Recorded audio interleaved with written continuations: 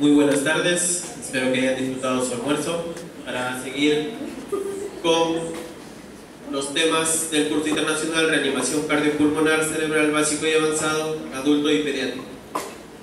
Bueno, pues a continuación tenemos la ponencia a cargo del licenciado Carlos López Picot, que nos visita de Argentina, sobre manda RCP para primeros respondientes en RCP, beneficio-riesgo para el paciente en manos del reanimador leve.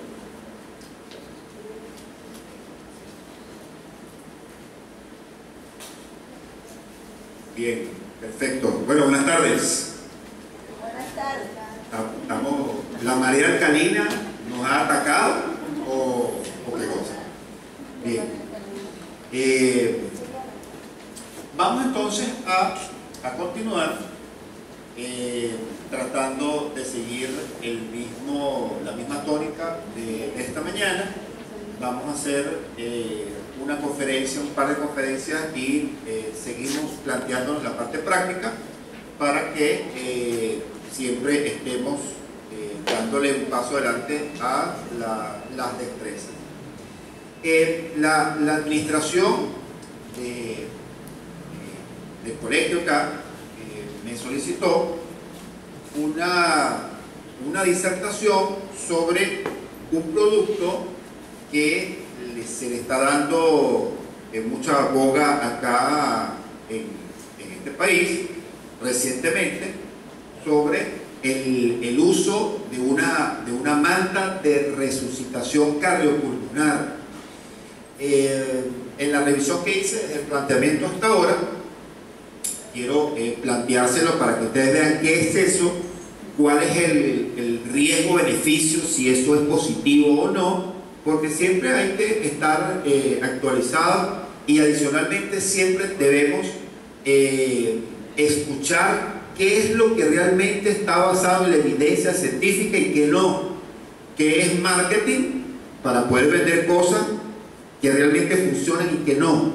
Entonces, todas las cosas que nosotros estamos hablando acá se basan en trabajos sustentados con los valores de referencia que hablamos al principio, los niveles de evidencia científica y la calidad de la muestra basado en trabajos publicados, no simplemente en un marketing. Entonces, vamos a hablar un poco sobre lo que es la manta de reanimación cardiopulmonar y dónde salió, que sería el objetivo de esta conferencia informativa, de llegar al consenso sobre lo que es eso, la manta, en qué puede impactar esa parte. Fíjense que en una universidad en Asia, un grupo de estudiantes de diseño gráfico se ganan un premio al diseño para una manta de primeros auxilios, donde ellos, de una manera muy creativa, tienen un principio de colocar una manta que tiene un pictograma y sobre ese pictograma colocan al paciente para poder dar reanimación cardiopulmonar. Aquí copiaron algo parecido, pero simplemente yo quisiera contrastar y simplemente nosotros, sin emitir juicio de absolutamente nada, quisiéramos revisar cuál es el principio y realmente si eso es beneficioso o no es beneficioso. Entonces, eso se ganó un premio al diseño. Realmente el diseño es extremadamente bueno. ¿Por qué? Porque es una manta que tiene una superficie de neopreno que está sustentada para que cuando el paciente se colapse, yo coloco el paciente allí, y una vez que lo coloco allí, sigo los pasos que dice el pictograma.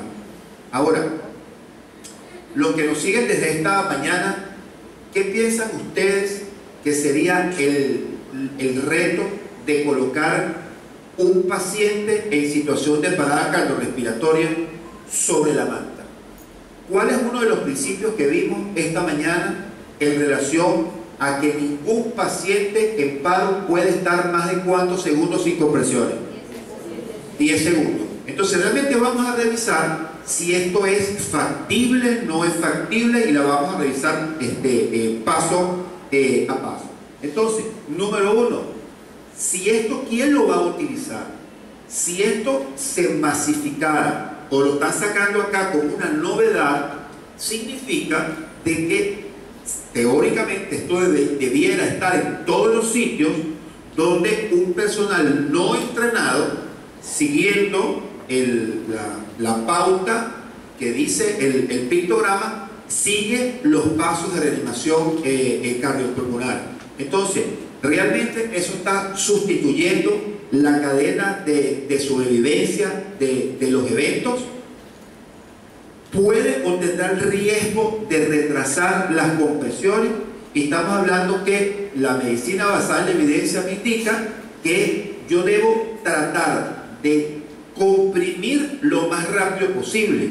Los que tenemos, somos un poquito más grandes o tenemos un poquito más de edad, sabemos que el protocolo de reanimación cardiopulmonar antes era el ABC, era el de abrir la vía aérea, la ventilación y la circulación.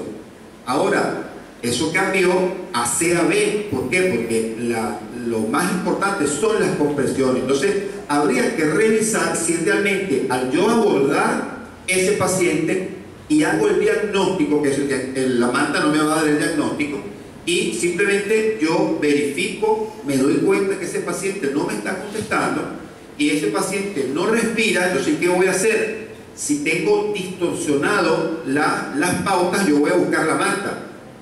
Vaya a buscar la manta para que la manta me diga o me dé una pauta qué voy a hacer.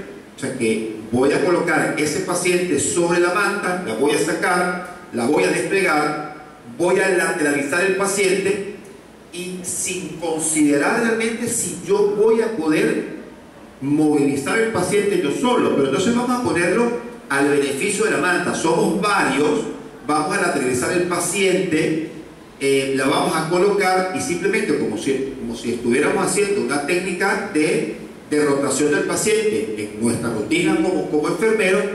Quizás ese procedimiento, ¿cuánto tiempo piensan ustedes que puede durar ese evento? Vamos a ponerle una cifra, un tiempo. ¿Cuánto tiempo piensan ustedes? ¿10 segundos? ¿20 segundos? Quizás puede estar entre 1 o 2 minutos. O sea, que yo recuerde, bueno, está la manta, la novedad, busco la manta, veo la manta, entonces la manta me va a decir, vamos a ubicar en el contexto que esto es para un personal de primera respuesta. Nosotros no. Nosotros somos profesionales o técnicos en enfermería, una cosa que ya la debemos manejar. El punto es que masificar esta idea bajo un concepto distorsionado de marketing pudiera ir en contra del buen resultado. Pero entonces vamos a poner que esa persona se le coloque la manta entre 1 y 2 minutos. Si estoy hablando que es entre 1 y 2 minutos, estoy retrasando la RCPI por cada minuto que yo me planteo un retraso. Estamos hablando de que ese paciente va a perder de 7 a 10% de oportunidades de sobrevivencia. Ahora, una variación, porque este es el diseño original, que es lo que realmente está publicado. Aquí se da una variación distinta como una muñequita, o sea, la más bonita, ¿no? Es mujer. Y el punto es que, como primera parte, tenemos que coloque con cuidado el paciente en esa posición.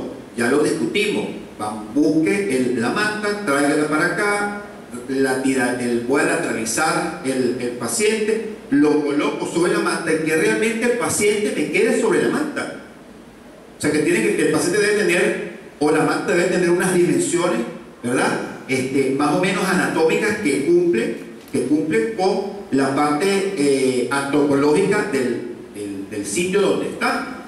Quizás la medida de la estatura acá, quizás estamos hablando entre 1,50, 1,60, 1,70, pero un paciente más grande quizás no va a caber ahí. Pero ese no es el punto. El punto es que yo me retrasé 2 minutos y lo coloco. Ahora, ¿Qué me dice entonces el punto? Y lo pongo en el contexto. Esta es una persona que no tiene entrenamiento en reanimación cardiopulmonar. Les recuerdo que al principio, en la mañana, en los primeros cambios, vimos que aquí estamos hablando de 3 tipos de personas que van a dar RCP. Uno, la persona que no tiene idea de lo que va a hacer y que recibe instrucciones telefónicamente, respetando por supuesto que es obligación de todos los países poder garantizar las primeras atenciones de prioridad, sobre todo las atenciones prehospitalarias. Tengo un problema aquí con el micrófono. Las atenciones prehospitalarias. Entonces, esa persona va a seguir el protocolo de reanimación cardiopulmonar, o sea que solamente va a comprimir porque el despachador le va a indicar que tiene que comprimir y de la manera como lo tiene que hacer. Ese es el deber ser. Ese es un tipo de reanimador. Segundo, el otro tipo de reanimadores es que yo, como primer respondiente, quizás yo soy ingeniero y en mi trabajo me dieron un curso de primeros auxilios y que tengo una capacitación que dura aproximadamente 8 horas y yo sé comprimir y sé ventilar.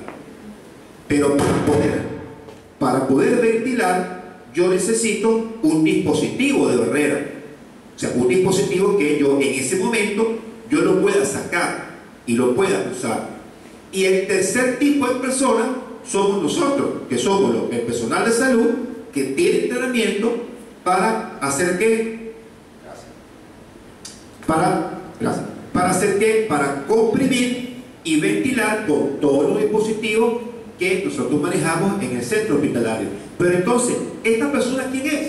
Esta persona es una persona que es un primer respondiente, un lego que se va a apoyar en algo que se pretende masificar y que realmente pudiera ser beneficioso o no. Eso lo vamos al final quizás a discutir y cada quien saque sus propias conclusiones, porque el objetivo de la conferencia no es emitir ningún juicio. Entonces, como primer paso me está indicando que yo tengo que llamar y tengo que realmente verificar y chequear si ese paciente está respirando o no está respirando.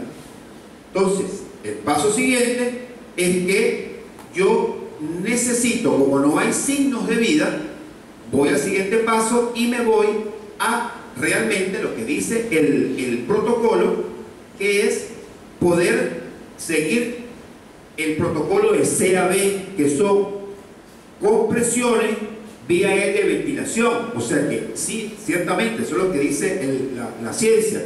Ya vengo con un retraso quizás de 1 o 2 minutos y bueno, me indicaron sí, este paciente no respira y no tiene pulso. Pero el punto es que en el punto número 2 estoy asumiendo de que el primer respondiente sabe tocar pulso. Si ustedes realmente escucharon las palabras de Edwin al principio, para un primer respondiente, una persona que no es de salud, chequear un pulso realmente débil o muy débil, quizás va a ser fácil, pero para una persona de primera respuesta, guiándose por una manta sin entrenamiento, chequear el pulso va a ser complejo. Cuando yo tengo una frecuencia que disminuye de 60 pulsaciones por minuto, sé que el paciente va a estar bradicárdico, vamos a poner un número. Vamos a poner que este paciente tiene un bloqueo auriculoventricular de tercer grado, un paciente que tenga 40 de frecuencia. ¿Usted piensa que será extremadamente fácil para un primer respondiente con un pictograma tocar el pulso carotídeo? ¿Sí o no? Entonces no va a ser fácil. Entonces, ¿qué dice la evidencia AHA? La evidencia AHA para ese nivel de competencia nos dice que solamente el primer respondiente va a verificar si respira, no va a tocar el pulso. Ajá, pero ¿cómo es eso? Sí, porque estadísticamente esa persona no entrenada le va a costar tocar el pulso y simplemente con investigar, con verificar el estado de conciencia, que fue el primer video que vimos, y simplemente yo me quedo viendo al paciente el tórax en unos 10 segundos y yo veo que no respira, yo tengo que asumir que el paciente no tiene pulso. ¿Se entiende eso? Entonces, este principio me dice que yo voy a tener entonces un segundo retraso, que sería buscar realmente si ese paciente tiene pulso o no tiene pulso. Le insisto, vamos a concentrarnos no como personal de salud, sino como primeros respondientes, porque eso es lo que se pretende masificar este procedimiento. Ahora, lo que a mí realmente sí me llama la atención y me gusta como diseño, que quizás esto fue lo que hizo ganar la creatividad de esta persona, es que en la parte de las compresiones, ¿verdad?, que realmente sí me va a decir cómo yo lo voy a hacer, cuando ese paciente cumple con estos 3 pasos, que ya estaríamos hablando que me estoy planteando un retardo de quizás 2 minutos a 3 minutos, yo voy a voltear esto y lo voy a colocar así. Maravilloso, me parece bien, porque exactamente si yo coloqué la cabeza donde la debo colocar en el pictograma y que el tamaño del paciente sea el adecuado, exactamente este dispositivo me va a quedar exactamente en el pecho del paciente, exactamente en el sitio donde yo voy a colocar las manos. Ahora, aquí la referencia es el pictograma. ¿Qué significa? Pregunto entonces como lógica. ¿Habrá un riesgo razonable de que si yo coloqué el paciente en una situación de estrés, una situación rápida, un poco más arriba o un poco más abajo, que no me quede exactamente la posición del tórax y las manos donde yo la debería colocar? ¿Podría haber un riesgo? Puede ser un poco más arriba o inclusive un poco más abajo. Y entonces, ¿qué sucede? Que me estoy basando en la colocación de las manos con un dibujo de pictograma. Quizás la persona que realmente esté pendiente de lo que está haciendo y que tiene realmente un control emocional y diga, ya va, un momentico, esto no está en el centro del pecho, vamos a rodarlo un poquito hacia arriba, o simplemente vamos a rodarlo un poquito hacia abajo. ¿Qué va a pasar con eso? Me va a retrasar el inicio de las compresiones. Otra cosa que me parece muy bien es que yo tengo la relación de las compresiones. Dice que yo tengo que hacer 30 compresiones. Ahora, si me dicen que tengo que hacer 30 compresiones y me paro con una frecuencia que está entre 100 y 120 por minuto, significa que una vez que hago 30 compresiones tengo que hacer otra cosa, que ahí es donde yo veo el mayor problema. Fíjense que, perdón, que me comí esta parte. Aquí dice que la postura, la posición donde debe estar, la compresión de 4 a 5 centímetros, no debería pasar de 6 según AJA, y voy a hacer 30 compresiones a una frecuencia de 100 por minuto. Estaríamos hablando de la ciencia, me dice de 100 a 120 compresiones por minuto. Ahora, aquí está la parte que realmente me preocupa más. ¿Ustedes piensan que sin ningún entrenamiento esta persona que identificó el problema, o sea que ese paciente yo lo veo que no me responde, que está como muerto, agarro la manta con una persona o 2 o 3 personas, lo coloco sobre la manta, que hay un retraso, lo coloco exactamente en la posición que me indica, verifico, me plantea que estoy tocando pulso, vamos a pensar que no lo consigo rápidamente, volteo la parte torácica, pongo mis manos y que con la casualidad del paciente me quede exactamente donde está el pictograma, coloco mis manos, empiezo a comprimir 30 veces. Ahora, usted piensa que con solo ver el pictograma ese paciente va a poder ventilar. Voy a pegar mi boca sobre la boca del paciente y lo voy a poder ventilar efectivamente para que usted tenga la percepción de que sube el tórax simplemente al inyectarle aire. Esto lo va a poder hacer en una sola vez o en 2 veces. ¿Usted lo ve fácil o lo ve difícil? Ninguno de los dos. Es complicado. Entonces, vamos a poner lo que sea fácil. Ahora, ¿cuál es el riesgo de esto? y se lo compro por si alguna casualidad usted tiene que ventilar a un paciente que no son nuestros pacientes, porque nosotros no le vamos a pegar la boca a ningún paciente, pero quizá el que está en paro cardiorrespiratorio es mi mamá, mi papá, la novia, el novio, el esposo, el que sea, y yo no tengo cómo ventilarlo.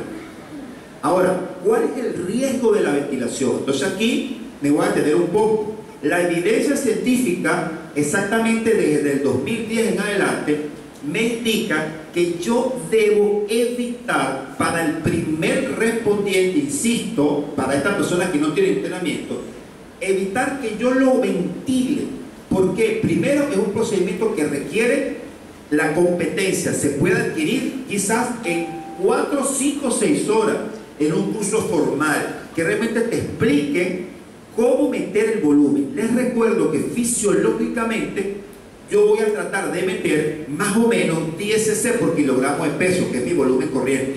O sea que si yo me consigo a un paciente muy delgado o un paciente muy obeso, yo tengo que plantearme que con un adecuado sello de mi boca, la boca del paciente, y cerrando la nariz, echando la cabeza para atrás, yo debería ventilar.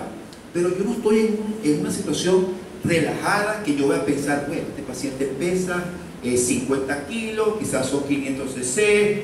No, yo estoy bajo estrés porque tengo una situación que nunca he visto, porque insisto, este paciente es un paciente súbito atendido por un primer respondiente que está prestando primeros auxilios.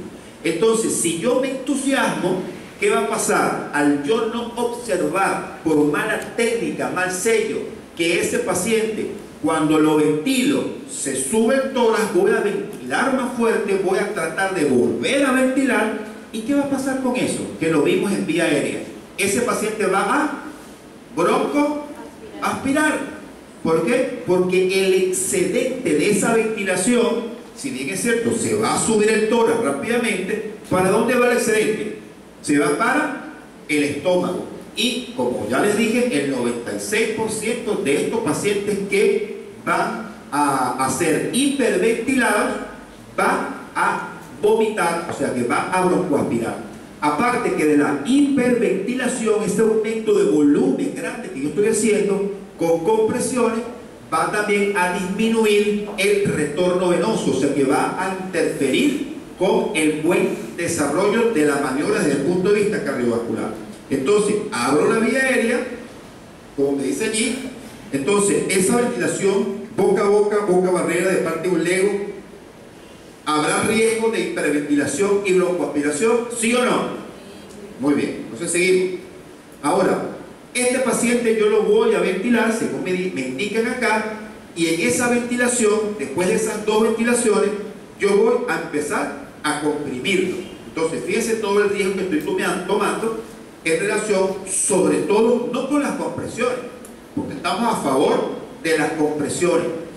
Yo me puedo evitar esto, a lo mejor yo lo rediseño, no le pongo la ventilación, solamente las compresiones. Ahora, una vez que yo termine este ciclo, que no me indican cuántos ciclos son, simplemente yo voy a hacer compresión, ventilación, compresión, ventilación, compresión, ventilación. Yo vuelvo a chequear el pulso y yo necesito, después de eso, plantearme otra cosa, que sería remover lo que está en la vía aérea. O sea que estoy asumiendo de que ese paciente va a tener algo en la vía aérea, que por buscar ese algo en la vía aérea, si le prestaron atención a la exposición del licenciado Edwin, ese no es el punto. El punto es que yo debo tratar la consecuencia, si esto realmente es un compromiso de la vía aérea. Pero aquí no me lo ponen a discriminar. Aquí simplemente me dice, después de ese ciclo, va a meterle los dedos en la boca del paciente para tratar de remover ese excedente, o remover lo que está allí. Vamos a ambientar también que esto estuviese pensado para pacientes que están en una piscina, en una pileta, o en el río, en el mar, que lo sacan con una asfixia mecánica por inducción, y ese paciente sale y el salvavidas lo coloca en la manta y empieza a dar compresiones y ventilaciones. Entonces, ¿qué sentido tiene yo tratar de remover lo que está contenido en la vía aérea? Yo tengo que tratar es realmente es tratar la consecuencia del paro respiratorio, que sería comprimir, porque este paciente estoy ambientando que no comprime, que no tiene pulso ni respira. Ahora, yo de igual manera vuelvo a abrir la vía aérea y realmente este procedimiento no va a cumplir con las normas AHA de calidad, ni tampoco va a cumplir o no cumple los estándares, que no solamente es porque lo dicen los americanos, lo dice es la ILCOR, que es lo que le expliqué esta mañana, es el consenso de investigaciones en la cual está sumida el Consejo Americano de Reanimación, el Consejo Europeo, de hecho el mismo, el peruano, el argentino, porque son un consenso basado en evidencia científica. ¿Cuál sería entonces la fortaleza de este diseño que está ahorita como en boga? No es que está en boga, simplemente es algo como que es novedoso y que la gente va y lo ve, y como es algo de marketing. Mira, aquí está la manta, cómprame la manta, mira lo bueno que es la manta con el curso, ¿verdad? Y aquí yo infiriendo cosas. Entonces, ¿cuál sería la fortaleza? La fortaleza es un excelente diseño. Como diseño es espectacular, porque a alguien se le ocurrió a un primer respondiente que no tenga ningún tipo de asistencia, simplemente conseguir la manta, tiene, pero estoy obviando algunos pasos. Ahora, ¿visualiza el ciclo? Sí lo visualiza, eso me parece también espectacular, pero ¿cuáles serían entonces las habilidades que lo tenemos que plantear en relación con el paciente?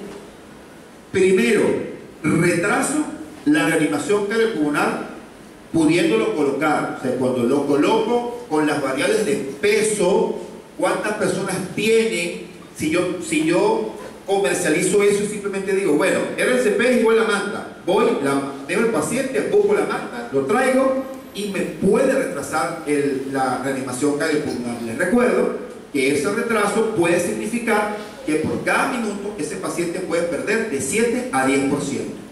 Ahora, si el paciente es muy grande o es muy pequeño o hay una relación no acorde con el diseño, que significa que el sitio donde debería caer el tórax no está, y yo pudiera hacer compresiones tóraco-abdominales que realmente desde el 1999 para atrás de hecho se hacían antes, pero se demostró que no tenía ningún sentido. O sea que si yo tengo un paciente que es muy pequeño o un paciente que es muy grande, podría haberse sacrificado la posición de las manos. Ahora, lo que realmente a mí me preocupa de esto es el riesgo de broncoaspiración por la hiperventilación, porque quizás yo puedo corregir todo esto con entrenamiento, pero estoy colocando a ventilar a un lego en medicina, a un primer respondiente, que ni siquiera en la última actualización del 2018 me dicen que el operador solamente va a indicarle a la persona por teléfono dónde va a colocar sus manos y que comprima hasta que llegue la ambulancia, que es lo que yo voy a hacer. Y eso va a aumentar o va a exacerbar el riesgo de hiperventilación. Entonces, ¿qué significa? Que ese modelo actual de seguir con una manta, con ese diseño o con otro, ¿verdad?, pudiera retrasar lo más importante, la reanimación cardiopulmonar. Y si yo me planteo poder ventilar al paciente, hay un riesgo importante de que ese paciente me broncoaspire y que puedo sacrificar el resultado simplemente por seguir un diseño. Entonces, en conclusión, yo pienso que nosotros, como proveedores de salud, que nos pregunten qué realmente usted opina sobre esto que está como que empezando a comercializarse, y se lo digo con toda propiedad. No vivo acá en el Perú, pero eso va en contra del protocolo de reanimación cardiopulmonar que hemos venido planteando en relación con las guías de la pauta de la AHA y las guías de la pauta del INCO. Bien, si tienen alguna pregunta en relación con esto, es hora de poderla plantear, si no seguimos adelante. ¿Hay preguntas? ¿Hay? Bien. Vamos entonces a pasar al siguiente.